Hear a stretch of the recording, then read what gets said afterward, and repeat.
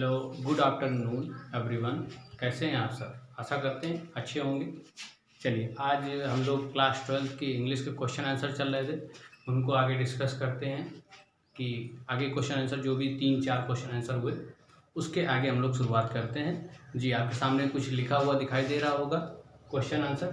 तो क्वेश्चन है, अगला क्वेश्चन, नेक्स्ट क्वेश्चन जो भी आपने क्वेश्चन लिखा अभी तक, उसके बाद अगला क्वेश्चन है जो कि इम्पोर्टेंट है बोर्ड के आई से, बोर्ड की दृष्टि से, यूपी बोर्ड के। ठीक है। What force the writer to by the little girls basket? जो लड़की बास्केट बेच रही थी, उसके बास्केट्स को क्यों खरीदा, या फिर क्या बाध्य कर दिया राइटर को खरीदने के लिए, ये मैं एक्सप्लेन कर रहा हूँ। क्वेश्चन का मीनिंग क्या है? What forced the writer to by the little girls basket? ऐसा क्या कर दिखाया उस लड़की ने कि राइटर ने क्या कर लिया, बास्केट्स को खरीद लिया, जबकि उनके पास ऑलरेडी बास्केट्स और फैन थे। बात समझ में आई? तो देखिए, the writer was impressed by her girl. Impress का मतलब क्या होता है? इम्प्रेस का मतलब होता है किसी चीज़, जिसे मैं इम्प्रेस हो जाऊँ आपसे, आप अच्छा मैं कोई क्वेश्चन पूछूं और आप उसका आंसर दें तो मैं क्या होऊंगा, इम्प्रेस हो जाऊंगा, प्रसन्न हो जाऊंगा।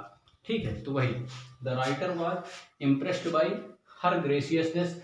उसकी जो ग्रेसियसनेस थी, मैंने मीनिंग भी बताया था उसमें। ग्रेसियसनेस मतलब क्या होता है? एक अच्छे व्यवहार। और टू ग्रेसियसनेस टू हर, ग्रेसियसनेस मतलब कि पूरे तरीके से, शालीनता से उन्होंने क्या कर दिया, टू रिटर्न द मनी, जो उन्होंने चैरिटी के रूप में मनी दिया था। मैंने बताया था, पहले दिन आपने क्लास ली हो तो मैंने बताया था कि 15 सेंट्स उन्होंने क्या निकाल के अपने जेब से निकाले और उस लड़की के बास्केट्स में रख दिए थे ना, कि मैं बास्केट्स नहीं खरीद पाऊंगा, इसलिए मैं तुम्हें दान के रूप में 15 सेंट देता हूँ।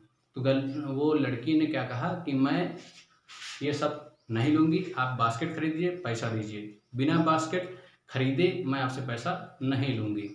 ये तो उस लड़की ने कहा। तो देखिए, यही चीज़ तो राइटर को पसंद आई, वही पूछा गया है कि ऐसा क्या हो गया कि राइटर के पास बास्केट भी थे, फैंस भी थे, लेकिन उन्होंने क्या किया, जो लड़की बास्केट लेके आई फिर उन्होंने खरीदा। तो वही लिखा हुआ है, the writer was impressed by her graciousness to return the money and the self respect, dignity, decency and honesty of the little girl force the writer to buy her basket. उसके जो रिटर्न करने के, money return कर दिया, कहा कि हम दान के रूप में नहीं लेंगे, as a charity, I can not afford your money, अब मैं आपके मनी को नहीं ले सकती, उन्होंने मना कर दिया। इस वजह से राइटर बहुत खुश हुआ कि वो लड़की जो रो रही थी बास्केट बेचने के लिए, जिसके पास कोई पैसा नहीं था, फिर भी मैं उसे दान के रूप में पैसा देता हूँ, फिर भी वो नहीं ले रही है, मैं उसको दान के रूप में पैसा दे रहा हूँ, फिर भी वो नहीं ले रही है, तो क्या होगा? तो भाई कोई भी आदमी होगा खुश हो जाएगा, एक अच्छा आदमी। तो वही, ये राइटर साहब खुश हो गए उन पर, और क्या किया, बास्केट को खरीद दिया। ठीक है, आगे देखते हैं। अगर आप इसको इतना बड़ा नहीं याद करना चाहते तो मैंने इसको छोटा भी बनाया है। क्या बनाया है? The girl. इसका क्वेश्चन का आंसर या तो ये लिख सकते हैं आप, या फिर यहाँ से दीजिए, यहाँ से ये लिखा हुआ है, the girl refuse to accept the money given as charity by the writer. ठीक है, बाय द राइटर। और इसके आगे और लिख सकते हैं आप, बाय द राइटर। मैं इसको हटा दे रहा हूं, यही यहां से, इसके बाद लाइन है हर, ये आपको दिख नहीं रहा होगा, इसके बाद की लाइन है, इसके बाद की लाइन यहां से शुरू होती है, हर self respect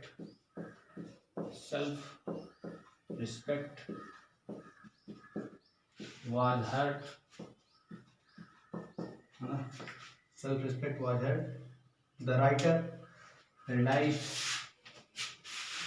that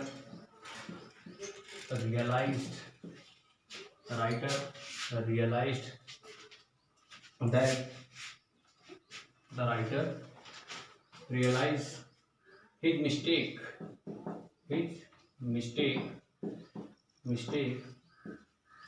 mistake and bought the basket and BOUGST bought the basket। बात में मैंने क्या लिखा हुआ है, मैंने ये लिखा हुआ है कि अगर आप जो पहले आंसर लिखा हुआ था, जो पहले आंसर लिखा हुआ था उसको ना लिखिए, कोई दिक्कत नहीं, इसकी जगह ये लिख दीजिए। क्या लिख दीजिए? The girl refuse to accept the money. जो गर्ल थी उन्होंने क्या कर दिया, मना कर दिया कि मैं जो आप चैरिटी के रूप में, दान के रूप में रुपया दे रहे हैं वो मैं नहीं लूँगी, जो राइटर द्वारा दिया जा रहा था। उसने कहा मेरी सेल्फ रिस्पेक्ट वाज हर्ट, मेरी सेल्फ रिस्पेक्ट क्या हो गई, हर्ट हो गई है। द रियलाइज्ड, किसने रियलाइज किया, किसने रियलाइज किया, राइटर ने, कि उसकी जो है सेल्फ रिस्पेक्ट क्या हो गई, हर्ट हो गई। फिर mistake and bought the basket, ये मिस्टेक थी उनकी, एक उनका ऑफेंस था। ऑफेंस और मिस्टेक एक ही चीज़ है, ठीक है। ऑफेंस अभी आएगा, जो कि पिछले बोर्ड एग्जामिनेशन में पूछा गया था। क्या पूछा गया था वर्कैब में, कि ऑफेंस मीन्स क्या होता है। ऑफेंस का मतलब क्या होता है, self respect, sorry self respect नहीं, ऑफेंस का मतलब होता है मिस्टेक, ठीक। तो mistake and bought the basket, तो ये क्वेश्चन आंसर होगा। अच्छा, एक अगला क्वेश्चन आंसर देखते हैं, इसको याद रखना है भैया, आप नोट कर लीजिएगा, नोट कर लीजिएगा। अगला आंसर है, ये तो हो ही गया, why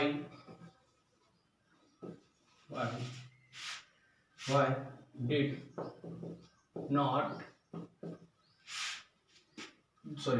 the girl not accept the money,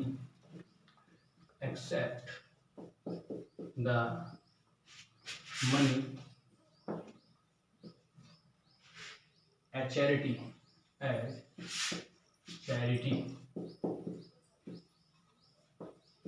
ये अगला क्वेश्चन है, why did the girl not accept the money as charity। Charity के रूप में उस लड़की ने, दान के रूप में उस लड़की ने मनी क्यों नहीं एक्सेप्ट किया, पैसा क्यों नहीं स्वीकार किया, क्यों? क्योंकि उसकी जो सेल्फ रिस्पेक्ट थी वो कहीं गुना ज़्यादा थी उस पैसा से। इसकी सेल्फ रिस्पेक्ट ज़्यादा, उसकी इज्जत होगी हमेशा, ठीक है। तो वही चीज़ है। तो the girl wanted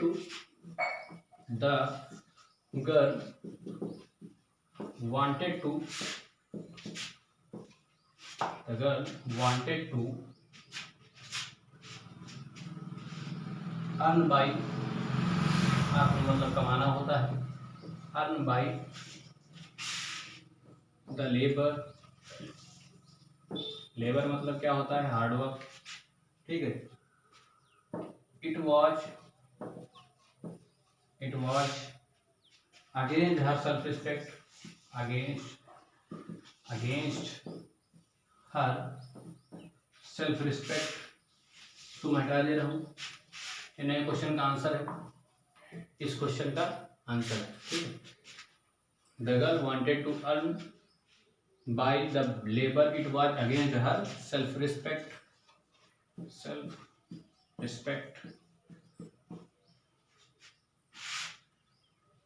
to accept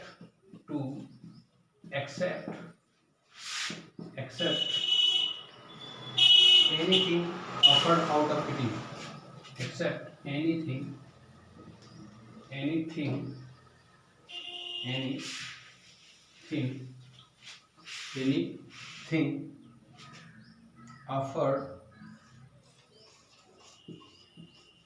offered out of pity, इसका मतलब समझे? नहीं समझे तो मैं समझाता हूँ। इसका मतलब ये है, पूछा गया है why did the girl not accept the money as charity.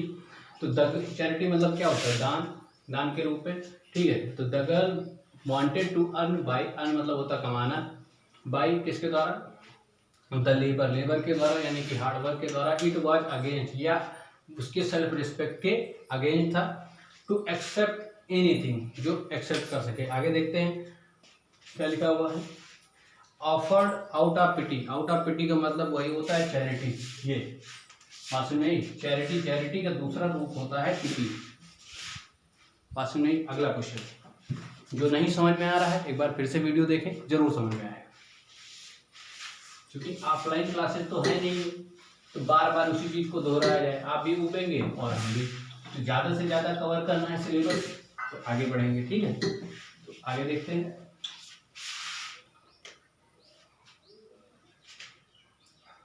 How did, अगला क्वेश्चन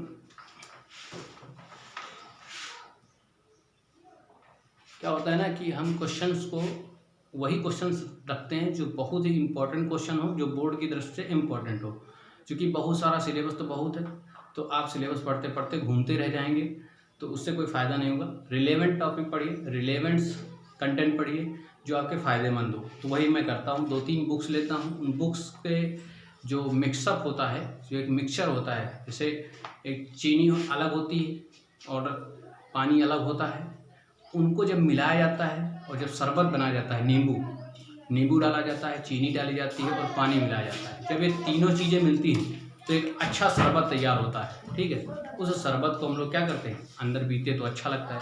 वैसे ही हम 3-4 किताबों का यूज करते हैं और उनसे क्या बनाते हैं, मिक्सचर बनाते हैं जो आपको पीना है। ठीक है, उसी तरीके से जैसे शरबत होता है, उसी तरीके से मैं यहाँ शरबत बना के दे रहा हूँ, सीधा साधा, है ना।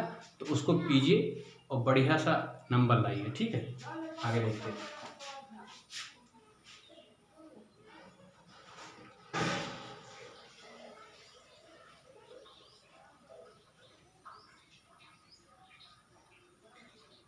ये क्वेश्चन बहुत फेमस है। व्हाट डिड द राइटर, एक मिनट इंक डाल लेते हैं, आई थिंक है, इंक डाल लेते हैं, तब तक कुछ बातें कर लेते हैं आपसे। तो ये जो मैं कह रहा था कि शरबत जो है वो मैं दे रहा हूँ आपको बना बनाया। खुद बनाओगे तो तकलीफ़ होगी भाई, नींबू लाओगे, चीनी लाओगे, पानी लाओगे, फिर उसको घोलोगे बैठ के, तभी तो बनेगा शरबत। अपने मन से बन जाएगा नहीं ना। तो मैं शरबत दे रहा हूँ, उसको पीजिए आप। ये जो मैं शरबत दे रहा हूँ उसको पीजिए ना, क्या दिक्कत है भाई। शरबत जो है उसको पीजिए। ये शरबत बहुत इम्पॉर्टेंट है बोर्ड की दृष्टि से, समझ लीजिए आप। बोर्ड में ये शरबत काम आएगा। जो बच्चे शरबत पिए रहेंगे उनको तो मज़ा आएगी पेपर देने में, जो बच्चे शरबत नहीं पिए होंगे तो उनको क्या लगेगा, वही शरबत आपको कड़वा कड़वा दिखेगा। कैसा दिखेगा, कड़वा कड़वा। यार ये तो शरबत पहले हम पीते थे तो मीठा होता था, इसमें ऐसी क्या चीज़ डाल दी गई कि ये कड़वा है हो रहा है। बात समझ रहे हैं ना। तो इस वजह से समझते चलिए और रटते चलिए, याद करते चलिए। याद करने का तरीका मैं बता रहा हूँ, इससे आसान तरीका आप खोज नहीं पाएंगे इतनी जल्दी से, कोई भी टीचर बताता नहीं है। ठीक है, तो इससे आसान तरीका शायद जीवन में भी नहीं देखेंगे। अगर देखेंगे तो बाहर ही कहीं दिल्ली वगैरह में मिलेंगे आपको टीचर, बाकी आपको इधर नॉर्मल एरिया में तो बिल्कुल दिखेंगे ही नहीं। बात समझ में। तो उसका फ़ायदा उठाइए, ये जो मैं शरबत दे रहा हूँ शरबत का फ़ायदा उठाइए। ठीक है, आगे देखते हैं क्वेश्चन।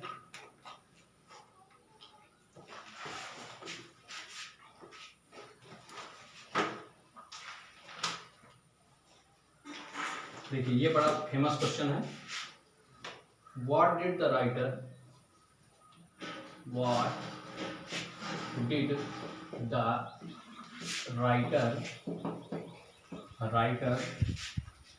डू टू गेट मतलब क्या होता है पता है ना आपको। Get a feel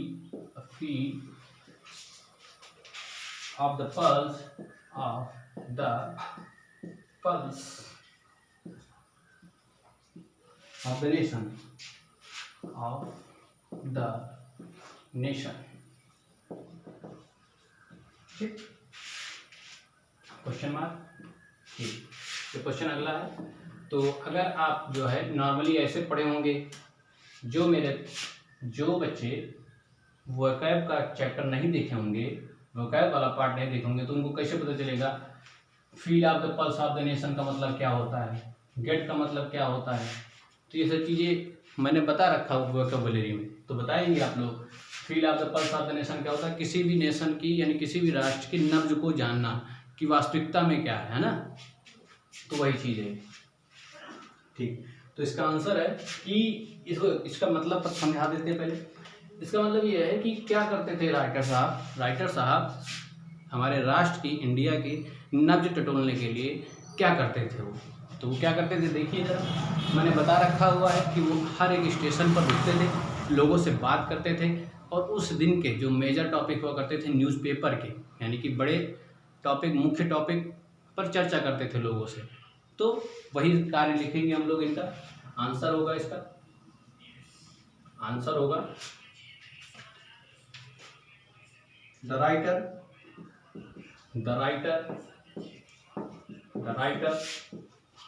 would stop at every station,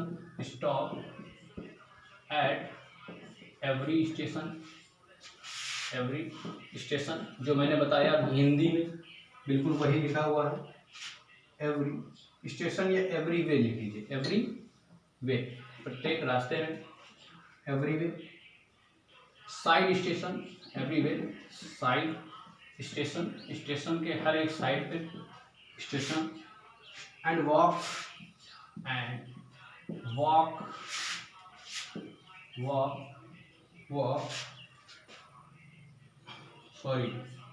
station and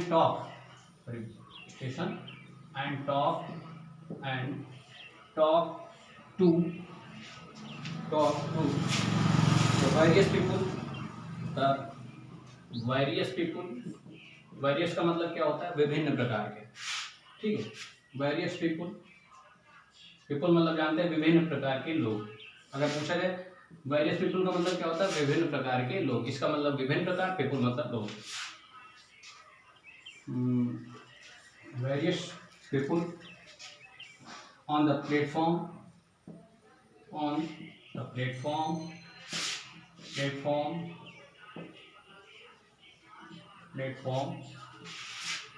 on world affairs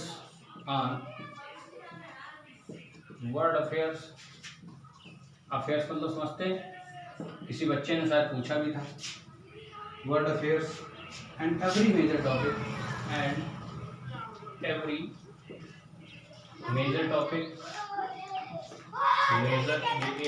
major topic of the day. Okay? This enabled him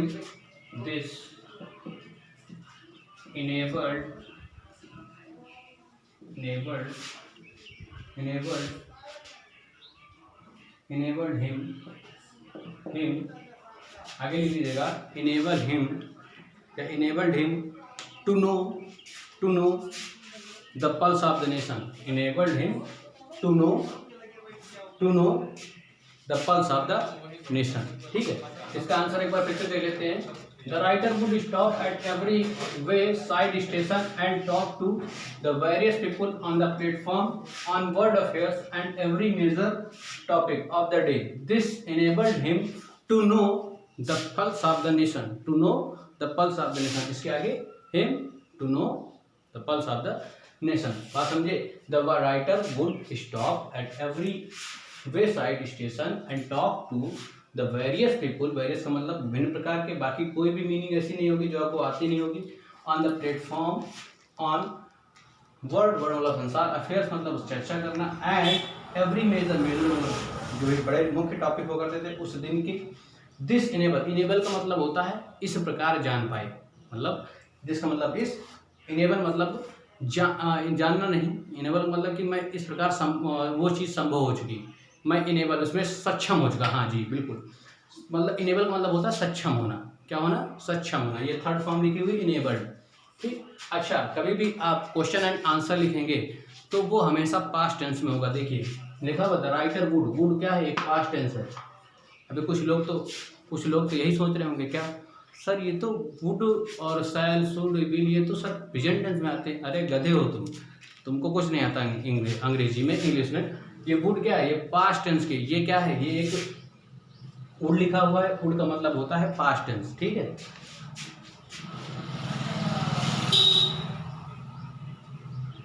जब ग्रामर का चैप्टर पढ़ाएंगे तो समझ में आ जाएगा। आगे देखते हैं, एक लास्ट क्वेश्चन इस चैप्टर का, आगे देखते हैं।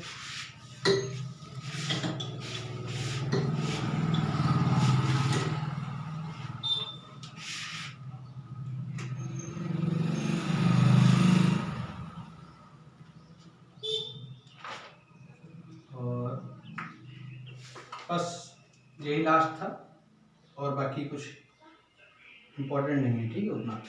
चलिए, कुछ वर्ड मीनिंग्स जो है कंफ्यूज होते हैं आप लोग, उनको लिख लीजिए जरा, जिनमें आप कंफ्यूज होते हैं तो कंफ्यूजन वर्ड डाल दीजिए, या आप कह सकते हैं होमोफोन्स। क्या कह सकते हैं आप? होमोफोन्स। होमोफोन्स का मतलब क्या होता है भैया? होमो मतलब होता है एक ही प्रकार के टोन्स होना, एक ही प्रकार के बोलना, जैसे कि वाइन वाइन, ठीक है, वाइन वाइन वाइन एक शराब होती है, एक वाइन लता होती है, बात समझे? क्या लिखते हैं तब पता समझ आपको समझ में आएगा। जैसे वाइन, इसका मतलब होता है शराब, लिकर, लिकर। अच्छा, एक वाइन ये होता है, इसका मतलब होता है लताएं, ठीक। एक दूसरा, इनके देखिए आपको जो प्रोनाउंसिएशन है वो सेम दिखेंगे, बट मीनिंग इज डिफरेंट, ठीक है। इनके प्रोनाउंसिएशन एक जैसे हैं, पर इनके जो है मीनिंग्स अलग अलग होते हैं, ठीक है। इन्हें कहते हैं होमोफोन्स। लूज, लूज मतलब आप जानते होंगे ढीला, है ना। और एक लॉस आप कहते हैं, जैसे कभी कभी लूज भी कह देते हैं, जो हार जाता है, हारना, ठीक। अच्छा, और एक होता है plain, plain plain plain plain. Plain का मतलब क्या होता है? हवाई जहाज। और इस प्लेन का मतलब क्या हो, सॉरी, इस प्लेन का मतलब होता है मैदान, इस प्लेन का मतलब होता है हवाई जहाज, ठीक। फीट, फीट और फिट, ये फीट एंड फीट। एक इस फीट वाले को अच्छी तरह से जानते होंगे, पैर, और इस वाले को जानते हैं करतब। करतब का मतलब समझते हैं? जैसे कोई सर्कस में जाता है तो करतब करता है, वही है ये फीट, ठीक है। और last one root and root. ये रूट होता है जड़, रूट मतलब जड़, और ये रूट मतलब होता है रास्ता, ठीक। हमें रूट दे दीजिए, हमें रास्ता दे दीजिए, तो बात समझ में आई। एक वाइन हो गया, वाइन मतलब शराब, वाइन मतलब बताएं, एक ही चीज़ है। देखिए, इनका मतलब होता है वाइन, ये भी लिखा हुआ है, और वाइन ये भी लिखा हुआ है, पर इनके स्पेलिंग अलग अलग है, प्रोनाउंसिएशन एक है, जो इनका उच्चारण है वो एक ही है, लेकिन इनकी मीनिंग अलग अलग है, ठीक है। लूज, लूज मतलब ढीला, लॉस मतलब हारना, प्लेन, प्लेन मतलब ये होता है मैदान, और ये प्लेन का मतलब होता है हवाई जहाज, जिसमें बैठे हो कभी, हवाई जहाज, है ना, हवाई जहाज। फीट, फीट का मतलब होता है पैर, फीट का मतलब होता है करतब, रूट का मतलब होता है जड़, इस रूट का मतलब होता है रास्ता। बात समझ में आई? चलिए, आज इस चैप्टर को हम लोग पूरी तरीके से ख़त्म करेंगे, तुरंत अभी जो है, तुरंत अभी ख़त्म करेंगे। मात्र एक चीज़ इसमें बची हुई है, क्या? पैराग्राफ जब ओपन होंगे स्कूल तब हम लोग देखेंगे। अभी इसमें एक चीज़ और बची हुई है, वो क्या है? वो आपका है वोकैबुलरी पोर्शन का, जो फिल इन द ब्लैंक्स आता है। हालांकि उसको बोला जाता है वोकैबुलरी, लेकिन वो होता है फिल इन द ब्लैंक्स। चलिए देखते हैं हम लोग।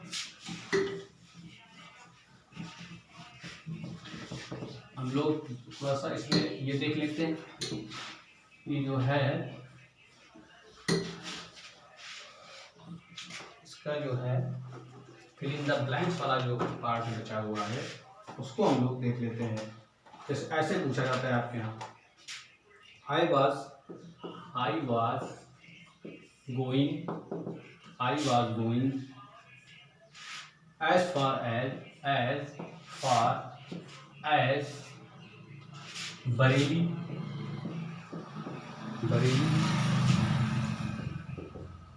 बरेली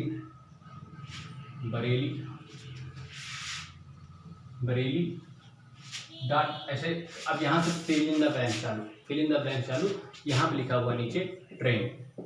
अब आप ही लोग इसका आंसर बताएंगे। पहला है ये क्या है, फिलिंग द ब्लैंक्स है, जिसे हम बोलते हैं, बोर्ड वाले एग्जाम वाले बोलते हैं कि ये वोकैबुलरी बेस्ड टेस्ट है, ठीक है, क्योंकि 4 नंबर का आता है भैया ये। चलिए इसमें बात करते हैं। I was going as far as Bareilly train. आपके पास ऑप्शन भी होंगे, बी लिखा हुआ है बाई, बाई और बाई, और एक चीज और लिखा हुआ है बे, ठीक। ये 4 चीजों में से आपको यहाँ पर भरना है। चलिए भरिए जल्दी से। दूसरा number, 9 million people, 9 million people left Pakistan, left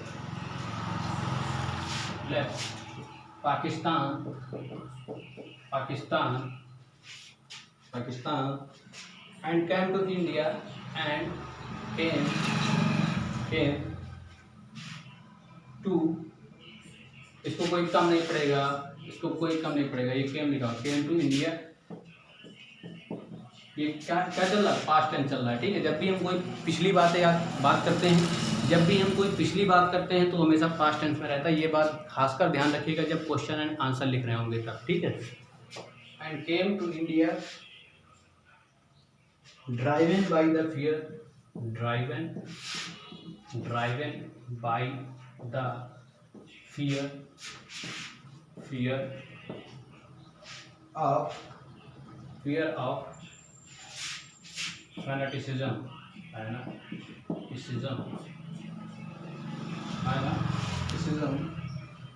इसमें 4 ऑप्शन दे रखे हुए हैं, सोशल, इकोनॉमिक और रिलीजियस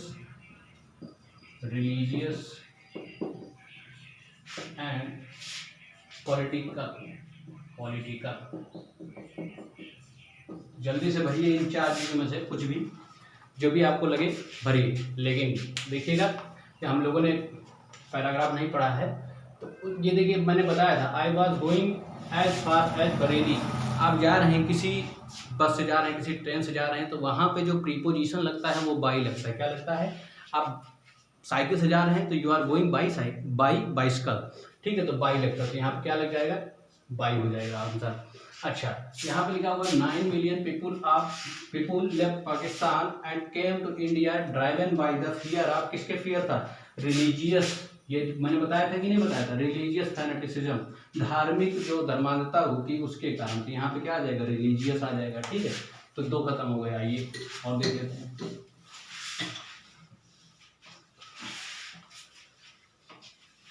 चलिए next one, the children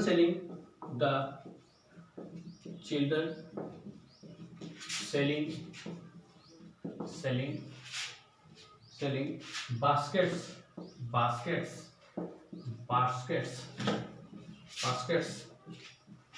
were sons,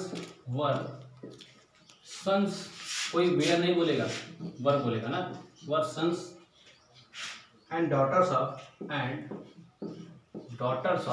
DOUGHTS, daughters of dot, ठीक है। आप फिलिंग द ब्लैंक करिए, 3रा नंबर है, ठीक। The children selling baskets were son and daughters of, option है आपके पास 4, बिजनेसमैन,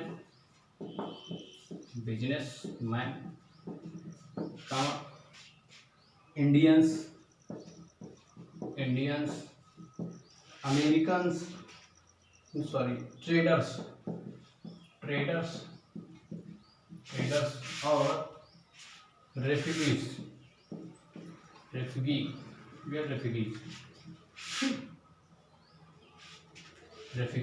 ठीक। तो बताइए इसमें जल्दी से चुनिए आप, इसमें से क्या आएगा? ये लिखा हुआ बिजनेसमैन, ये लिखा हुआ इंडियंस, ये लिखा हुआ ट्रेडर्स, ये लिखा हुआ है refugees.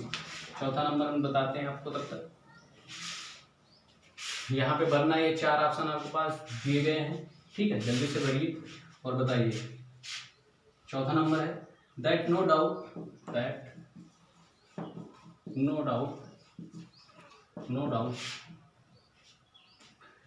Is the reason is the reason, एक दो बार पढ़ेंगे अपने आप याद हो जाएगा। Reason these little children, these little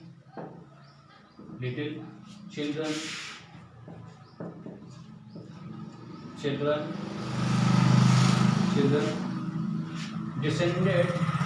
descended बताया था ना, डिसेंडेड मीन्स क्या होता है आपको पता होना चाहिए। Descended on me like, fill in the blank, clouds है ना, birds BIRD birds, locust insects,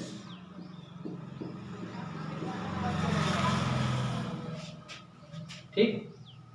तो यहाँ पे जो है the children selling baskets were sons and daughters of, देखिए बिजनेसमैन क्या व्यापारी थे? नहीं। इंडियंस थे? नहीं। इंडियंस के बच्चे थे? भारतीय लोगों के बच्चे थे? नहीं। बिजनेसमैन के लड़के थे? जी नहीं। ट्रेडर्स के बच्चे थे? जी नहीं। ट्रेडर्स मतलब भी वही होता है बिजनेसमैन जो ट्रेड करते हैं, व्यापार करते हैं। और रेफ्यूजीज यानी शरणार्थियों के बच्चे थे। किसके बच्चे थे? रेफ्यूजीज यानी शरणार्थियों के बच्चे थे। अगला देखते हैं। दैट नो डाउट, यह बिल्कुल संदेह नहीं है कि वो मुझ पर क्यों कूद पड़े, एज अ किसके तरह, लाइक इंसेक्ट, लाइक लोकस्ट, किसके तरीके से, लोकस्ट।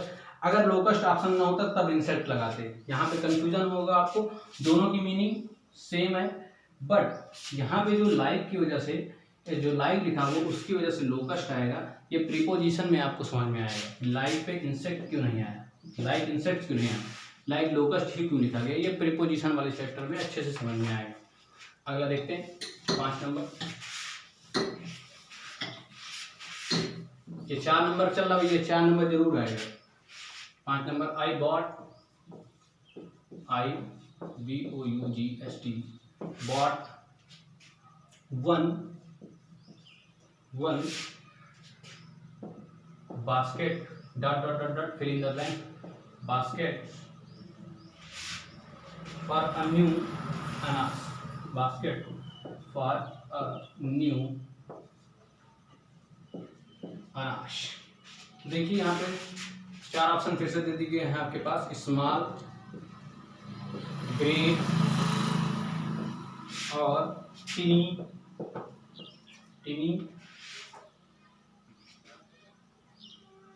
बिग। सबका अपना अपना यूज होता है। तो आपको इन 4 में से चूज करना है कि कौन सा option is suitable for question number 5। कौन सा ऑप्शन 5 नंबर के लिए एकदम सही है, सत्य है। देखिए हम लोग को मोस्ट सुटेबल ऑप्शन चुनना है, जो एकदम स्मॉल से मतलब होता है छोटे, ग्रेट मतलब बड़े होता है, और टीनी मतलब होता है सबसे छोटे। ठीक है, ये छोटा होता तो ये सबसे छोटा, तो ये टीनी यहाँ पर हो जाएगा सबसे छोटा। ठीक है, 6 नंबर देखते हैं। द मोस्ट डॉट उसके बाद अग्रेसिव वेंडर,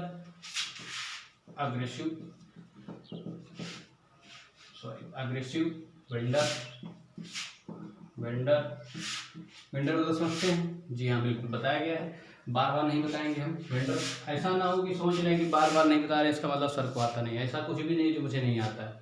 वेंडर मतलब होता है विपरीत। अग्रेसिव मतलब होता है आपका एकदम से जील होना, उत्साह होना अंदर, तो वही होता है। ठीक है, ये समझ सोचिएगा, मैं बार बार बताऊंगा तो देखिए टाइम चला गया ना, अब तक ये क्वेश्चन लिख चुका होता, इसीलिए मैं बताता हूँ। Was a beautiful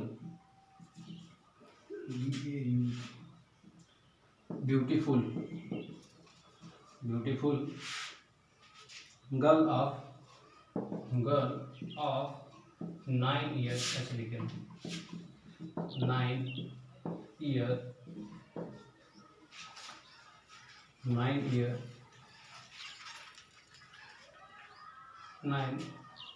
right in front of me, 9 years and 9 right in front of me। ठीक है, थोड़ा जल्दी करिएगा, ये सब आपको किताब में मिलेंगे। ठीक है, द मोस्ट, इसके ऑप्शन है, यह फिल इन द ब्लैंक है। The most aggressive vendor was a beautiful girl of 9 right in front of me. ये कौन कह रहा है? ये कह रहे हैं राइटर साहब। ठीक, इनके देखिएगा, ब्यूटीफुल, ब्यूटीफुल कामा, इसका जो है care free, care free, care free, इन सब के मीनिंग बता दूंगा मैं। केयर फ्री मतलब होता है मस्त मौलाना, है ना। ब्यूटीफुल का मतलब होता है सुंदर, और यहाँ पे लिखा हुआ है डिलीजेंट। डिलीजेंट का मतलब बता ही दिया है आपको वर्ड मीनिंग में। डिलीजेंट याद उसको सब कुछ रहता है। इंटेलिजेंट, इंटेलिजेंट मतलब समझते हैं ना कि बुद्धिमान या बुद्धिमत्ता आप कह सकते हैं। Intelligent, intelligent. देखिए यहाँ पर क्या आ जाएगा? डिलीजेंट आ जाएगा। बताया गया था ना, the most diligent aggressive vendor, अंदाजा लिटिल 9। ठीक है, तो यहाँ पर क्या आ जाएगा? डिलीजेंट आ जाएगा। बात समझ में आई? बात समझ में आई? 6 नंबर हो चुके हैं, 7 आज खत्म करना है, तो थोड़ा जल्दी जल्दी करते हैं। चलिए आगे शुरू करते हैं। इसका बताया था कि नहीं बताया? बताया था, 13 ना। सी प्लीडेड एट सी प्लीडेड, प्लीडेड, प्लीड का मतलब होता है गुहार लगाना या फिर विनम्रता से कहना। प्लीडेड एंड बेग्ड, बेग्ड मतलब प्रार्थना करना। Begged, begged, begged in tones, in tones, इसमें बहुत ही अच्छा एक फ्रेज आएगा, इन टोन्स दैट, दैट इसका आंसर आप बता ले जाएंगे। That would, that would any hurt, any hurt, ये लिखा हुआ है, तुरंत समझ गए होंगे कि इसका मतलब हो गया रिंग एनी हर्ट। क्या? Ring any hurt. यहाँ पे 4 ऑप्शन लिखेंगे आपके। 4 ऑप्शन कौन कौन से हैं? Affect, affect, ring, ring any hurt का मतलब बताया ना, डैमेज, डैमेज कामा, और एक और है आपका हर्ट, HURT, हर्ट। ये खत्म। 8वां नंबर देखते हैं, इसका आंसर पता चला क्या होगा? रिंग। ठीक है, 8वां नंबर, 8वां नंबर है माई आंसर, माई, ये तो बहुत ही आसान क्वेश्चन है। माई आंसर बहुत इंपॉर्टेंट है, लेकिन माई आंसर वर दस and I got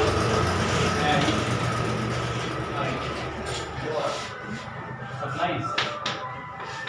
I got, sorry, my arms I had not spent.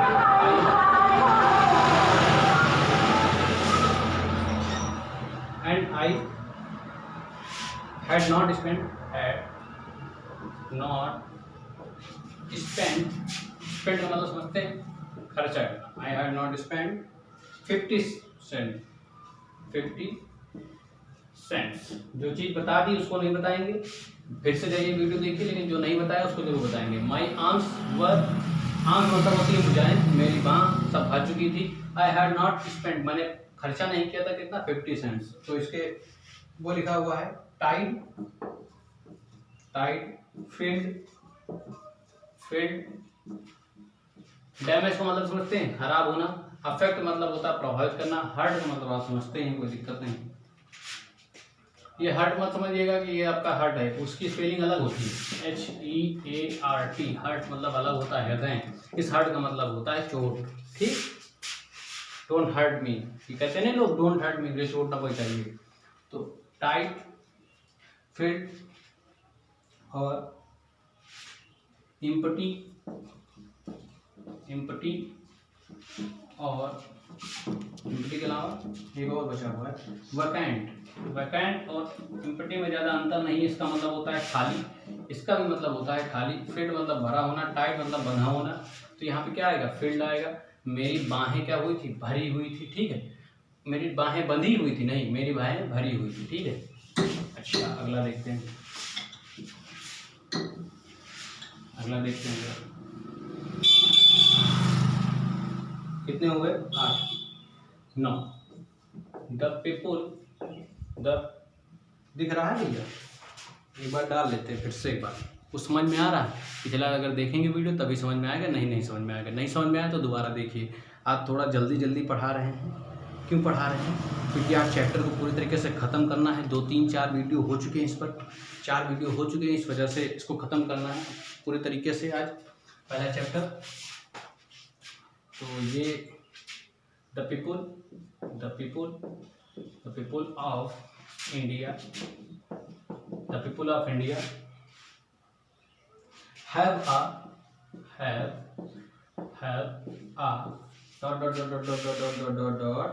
for independence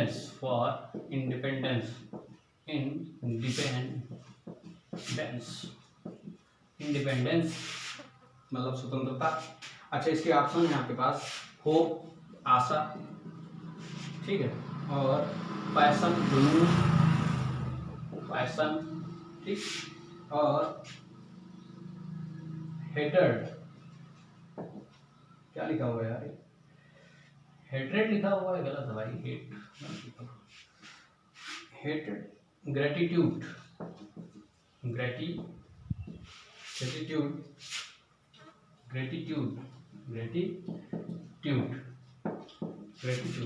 अच्छा, इसका मतलब होता है कृतज्ञता। क्या मतलब होता है? कृतज्ञता, है ना, डिटर्मिनेशन। अच्छा, होप मतलब आशा, पैशन मतलब होता है जुनून। यहाँ पर क्या आएगा? द इंडियन पीपुल के पास क्या था? एक पैशन था, जुनून था आज़ाद कराने के लिए, तो वही लिखा हुआ है पैशन। इसका आंसर क्या हो जाएगा? पैशन। चलिए आगे देखते हैं। आज पूरा हाथ एकदम से काला हो गया। क्यों? क्योंकि आज मैंने जो है डस्टर नहीं यूज किया, सीधा हाथ यूज किया, टाइम कम लगे इस वजह से, ठीक है। तो और एक और है आपका जो 2018 में पूछा गया, सबसे ज़्यादा पूछा गया भैया, ये मोस्ट इम्पॉर्टेंट है।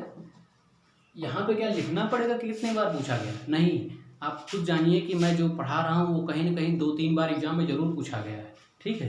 तो ज़रूर याद करें, बार बार लिखना संभव नहीं कि तो ये इतने, वो टीचर्स को लोग ज़्यादा पसंद करते हैं जो बार बार लिखाते हैं, ये 2017 में आए, 2018 में आए, ये 2020 में आने वाला है, 2019 में आने वाला है। अरे भैया सब important, everything is important which I am teaching to you, ठीक, जो मैं आपको पढ़ा रहा हूँ ये पूरा बहुत इंपॉर्टेंट है। इसको पढ़िए, ध्यान से पढ़िए, ये आपको ज़रूर फ़ायदा मिलेगा 100%, ठीक है। The average I am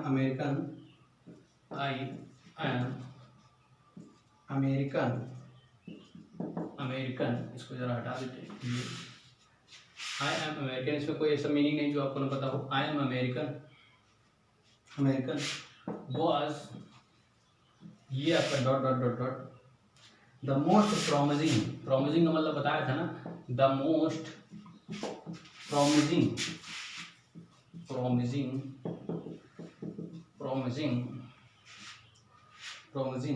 market का मतलब सबको पता है, मार्केट दे हैड सीन। देखिए आपको कहीं यहाँ पे प्रेजेंट टेंस नहीं दिख रहा होगा किसी भी, अब तक मैंने जो क्वेश्चन आंसर और जो वोकैबुलरी चल रही कहीं भी आपको प्रेजेंट टेंस नहीं दिखा होगा, हमेशा पास्ट दिखा होगा। देख लीजिए, दे हैड भी एक पास्ट है, ठीक है, पिछला बात बताता है, ठीक। और यहाँ पे जो ऑप्शन दे रखे हुए हैं वो है डाउटलेस, DOUBT, डाउटलेस, ठीक है, डाउटलेस, और आपका दिया हुआ सर्टेनिटी, सर्टेनली मतलब निश्चितता से, और नेसेसरीली उसको छोड़िए दीजिए, definitely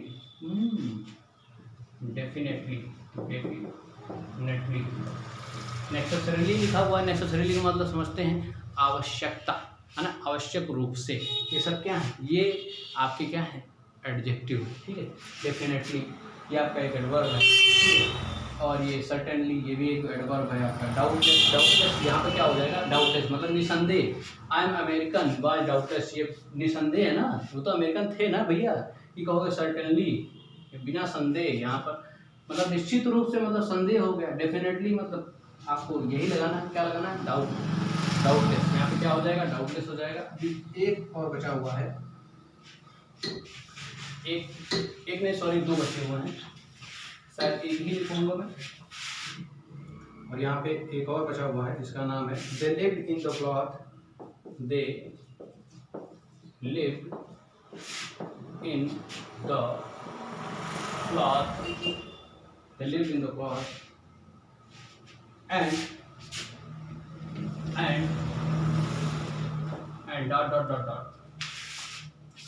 sets, SHED, sets that lined the secrets, secrets का मतलब समझते हैं, रहस्य, secrets। ठीक, तो डाल लेते एक बार फिर से,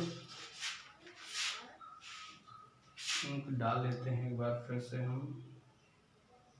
समझ में आ रहा भैया, कुछ तो समझ में आ रहा होगा, नहीं समझ में आ रहा दोबारा देखिए, क्योंकि बार बार यहाँ पे ऑफलाइन क्लासेस नहीं चल रही तो नहीं समझ में आ रहा है। आप वीडियो उपलब्ध है आपके पास, देखिए बार बार, ठीक है। सीक्रेट्स, उसके बाद इसके ऑप्शन है आपके पास, आयरन 2019 में आया हुआ, आयरन, स्टोन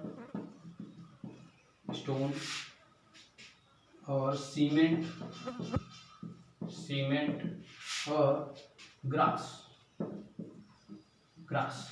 तो they lived in the cloth, कौन से क्लॉथ पहने हुए थे, घास के कपड़े पहने हुए थे वो बच्चे।